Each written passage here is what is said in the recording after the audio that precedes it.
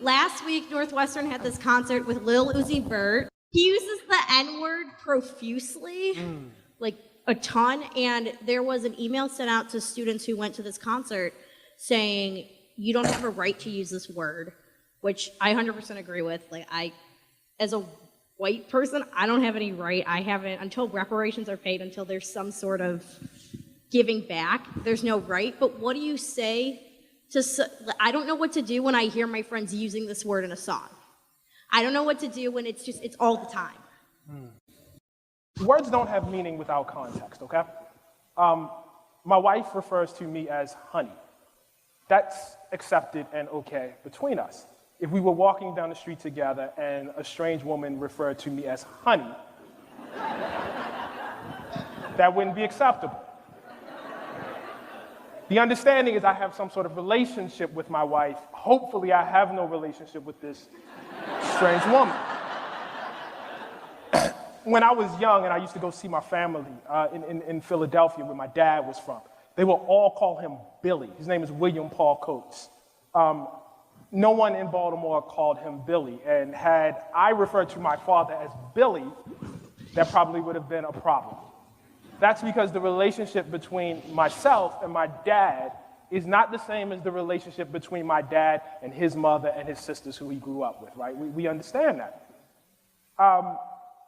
It's the same thing with words within the African-American community or within any community.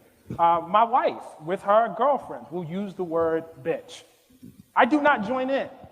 I don't, say, hey, I don't do that. I don't do that. And perhaps more importantly, I don't have a desire to do it. You understand?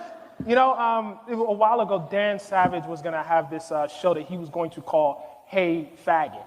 I'm not going to yell faggot at Dan Savage. That's not my relationship with the LGBT community. And I understand that, and I'm okay with that. I don't have a desire to, yell out the word, faggot. I just don't have that. The question one must ask, if that's accepted and normal for groups of people, we understand that, it's normal, actually, for groups to use words that are derogatory in an ironic fashion. Why is there so much hand-wringing when black people do it? Black people are basically, however you feel about it, they're not outside of the normal rules and laws for humanity. I had a good friend who used to have this cabin in upstate New York, which he referred to as the white trash cabin. He was white. I would never refer to that cabin. I would never tell him I'm coming to your white trash cabin. I just wouldn't do that. You know what I mean? I think you understand why I wouldn't do it. The question one must ask is why so many white people have difficulty extending things that are basic laws, of how human beings interact to black people. And I think I know why. When you're white in this country, you're taught that everything belongs to you. You think you have a right to everything. You have a right to go where you, and you're conditioned this way. It's not, because your hair is a texture or your skin is light. It's the fact that the laws and the culture tell you this. You have a right to go where you want to go, do what you want to do, be however, and people just got to accommodate themselves to you. So here comes this word that, you feel like you invented. And now somebody will tell you how to use a word that you invented. Why can't I use it? Everyone else gets to use it. You know what? That's racism that I don't get to use it. That's racist against me. I have to inconvenience myself and hear this song and I can't sing along? How come I can't sing along?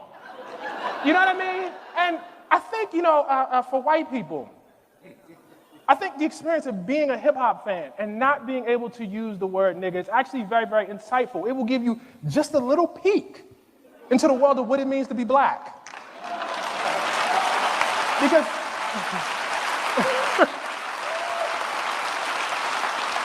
Because to be black is to walk through the world and watch people doing things that you cannot do, that you can't join in and do, And so I think there's actually a lot to be learned from refraining.